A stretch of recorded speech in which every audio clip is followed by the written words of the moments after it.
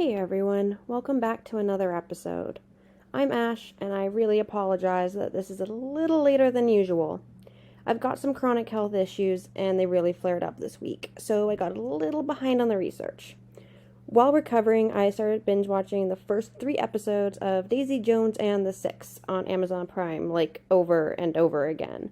So the plan for this episode also changed because I really wanted to look into another set of badass female artists who were just before the time of music that Daisy Jones is set in. Let's just jump right in, shall we? It's the 1950s, and we're traveling back to Washington Heights in New York. This is a Manhattan neighborhood that was a complete melting pot of various nationalities during this period, but would predominantly be Latin American and African American in the next decade or two. Here we meet the family of the episode, the Bennett family. All the girls in the family were very musical from a young age. Veronica and Estelle were sisters of mixed heritage, with their mother being African American and Cherokee, and their father being of Irish descent. Their cousin, Nedra Talley, shared their mother's heritage and had Puerto Rico roots as well. They also had a grandparent who was Chinese. The trio would get up with the other cousins and consistently put on performances for the whole family to the point that Estelle would be enrolled in a performing arts school so she could further her dreams. In 1957, Veronica, better known as Ronnie, decided to follow her favorite band and create her own band with her family members. Her, Estelle, and Nedra pulled in their other cousins to create a group of 6, but the others soon dropped out as they didn't have the same interests as the trio. At this point, they were called Ronnie and the Relatives, and they did everything they could to get noticed. Soon, they met with a producer at Colpix Records named Stu Phillips. Their audition went well, and they were fast-tracked into a studio, where they recorded their first 4 songs. The 2 singles never made it to the Billboard's list, but fate stepped in as they found themselves in a small case of mistaken identity. The girls were headed into the Peppermint Club one night, dressed to look older than they were so they could go in and dance. One of the biggest dances at the time was the Twist, made famous with the cover song by Chubby Checkers. The Twist was meant to be the B-side of another record by Hank Ballard and the Midnighters, but disc jockeys of the time kept finding themselves flipping to that side, and the song became an absolute sensation 2 years after its initial release. When the trio arrived to twist the night away, the manager mistook them as the dancers who were to perform behind the band for the evening.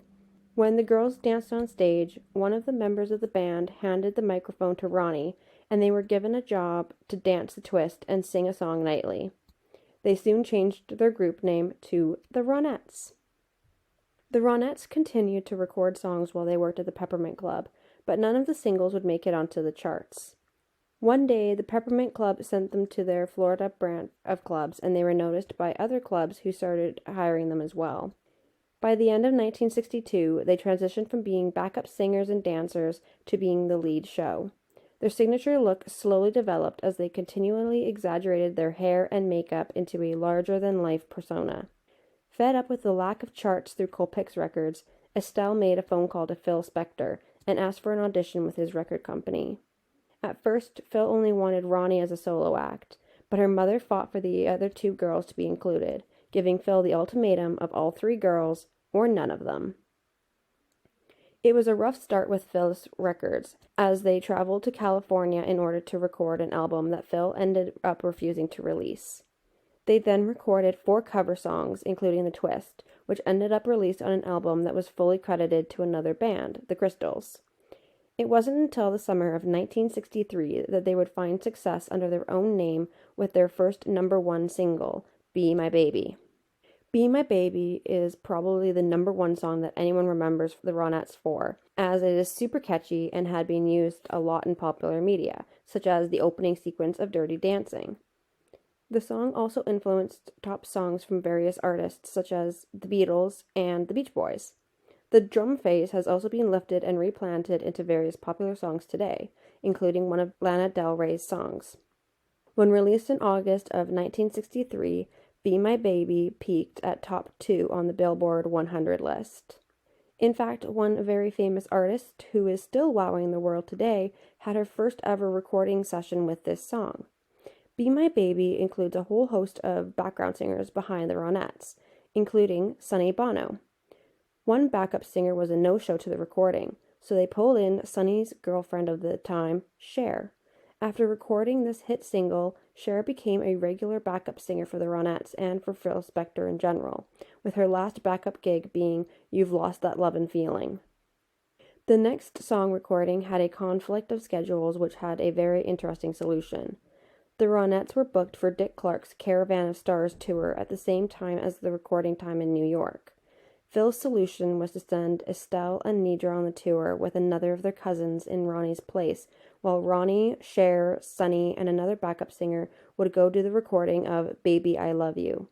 It only reached number 24 on the pop Billboard list.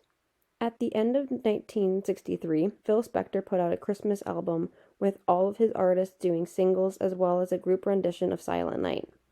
The Ronettes recorded 3 singles for the album: I Saw Mommy Kissing Santa Claus, Frosty the Snowman, and Sleigh Ride.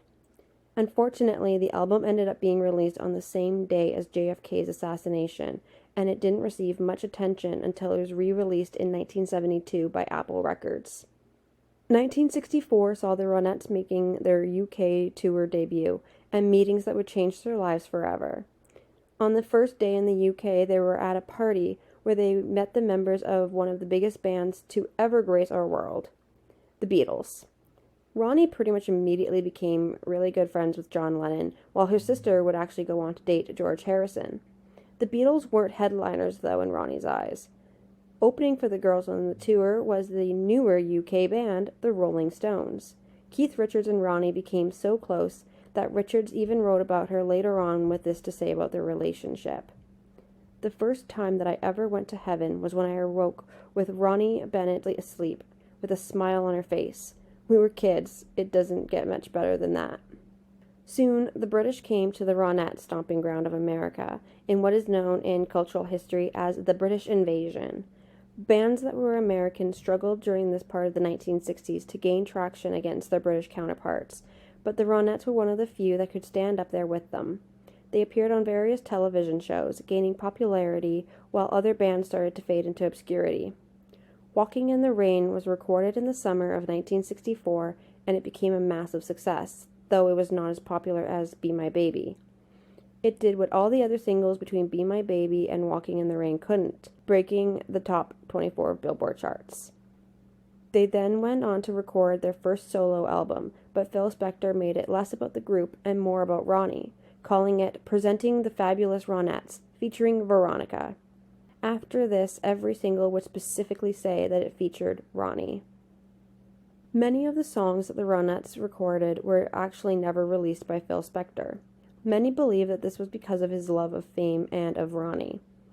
The rumors that went around the unreleased songs was that Spector feared that if they were all released, then he wouldn't be the popular one. The band would be.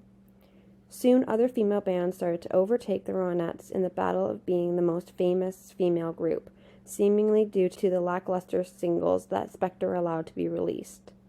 One of these bands is my all-time favorite female group from the decade, the Shangri-Las. Perhaps an episode will be done about them one day, but today it's the Ronettes' turn to shine. Unfortunately, Estelle and Nidra were becoming unhappy with the life of being pushed into Ronnie's shadow. I don't feel like Ronnie ever did this on purpose.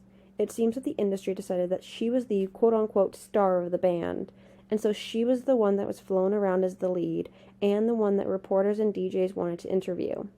Ronnie herself even admits that she got different treatment from Phil and the studio because of his crush on her.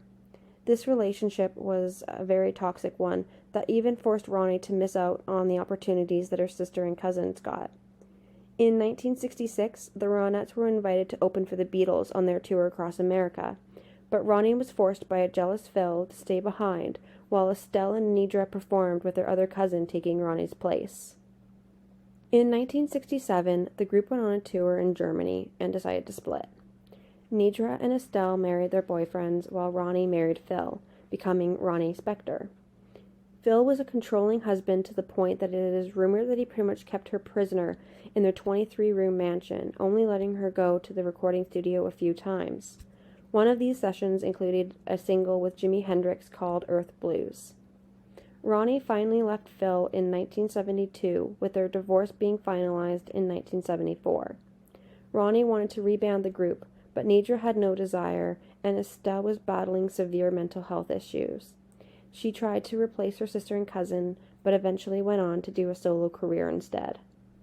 This isn't the end of the story, though.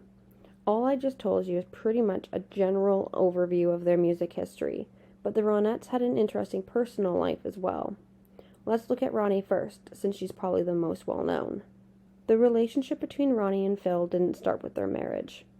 An affair started between the two of them pretty much from the moment Ronnie signed on to Phyllis Records, with her being none the wiser to the fact that it was indeed an affair. In fact, Ronnie was actually arrested by one of the hotel's house police for prostitution as she left the hotel room that they had booked one day. Luckily, she was allowed to phone Phil, who threatened the hotel until they let her go. Phil left his original marriage in 1965 and moved Ronnie into a Beverly Hills home. They adopted 3 children together. Ronnie wrote an autobiography where she detailed the abuse that she went through once she was married to Phil. In her own words, she described how he lined their property with barbed wire and guard dogs to keep her inside, getting to the point of taking away her shoes so she was less likely to try to leave. He is even said to have put a gold casket with a glass lid in their basement, using it as a threat that if she was ever to leave, he'd kill her and use it to display her body. In order to be allowed out of the house, she started to drink and attend Alcoholics Anonymous meetings. Remember how I said that Ronnie left Phil in 1972? The way that she ended up having to do it was by breaking out of a window and running barefoot without any of her belongings, and with the help of her mother. When she got divorced, she ended up signing pretty much everything to Phil, saying that he constantly threatened her with a gun and by hiring a hitman if she took anything, including the custody of children. Phil is said to have hired lawyers to bar Ronnie from being allowed to sing any popular songs or take royalties from her work.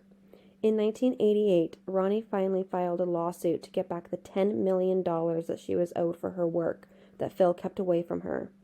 It took a decade for the case to be heard and many appeals on Phil's end. Ronnie only got just over $1 million in royalty from the ordeal. Ronnie went on to marry her manager, Jonathan Greenfield, and they had 2 children together. In 1990, she released her biography that I mentioned before, and then an updated version of it was released in May of 2022, being completed just 2 months before Ronnie passed away from cancer in January of 2022. The original biography was considered as one of the greatest rock biographies of all times by the Rolling Stone magazine. Now, I do want to talk a little bit about Phil Spector here, because I'm sure a lot of people might doubt Ronnie's biography when she talks about the abuse that she went through with him. I believe her wholeheartedly, as in 2003, Phil killed Lana Clarkson, an actress, by shooting her directly in the mouth. She was found in his mansion, slumped over a chair, and the 911 call was made by Phil's driver, quoting Phil as saying, "I think I killed someone." Phil would go on to say that he believed it was suicide. While on bail for the murder trial, Phil was still working in the studio, producing records like Crying for John Lennon by Hargo. The trial was televised in 2007, with a hung jury as the verdict. A retrial was scheduled for 2008, and in the meantime, Phil continued to work on songs like B-Boy Baby with artist Amy Winehouse. He also attended the funeral of Ike Turner, speaking poorly of Tina Turner's biography and depiction of Ike. The retrial was not televised like the original trial, and this time the jury came back with a guilty verdict. He was sentenced to 19 years to life and immediately taken into custody with various unsuccessful appeal attempts up until 2016. 2 of the children from his marriage to Ronnie came out to say that they were basically held captive by their father and sexually molested by him and his girlfriend at the time, telling them that it was training for when they met somebody. Phil passed away in January of 2021 outside of the prison due to COVID-19 complications. It is suspected that he was already in poor health from the time that he was incarcerated.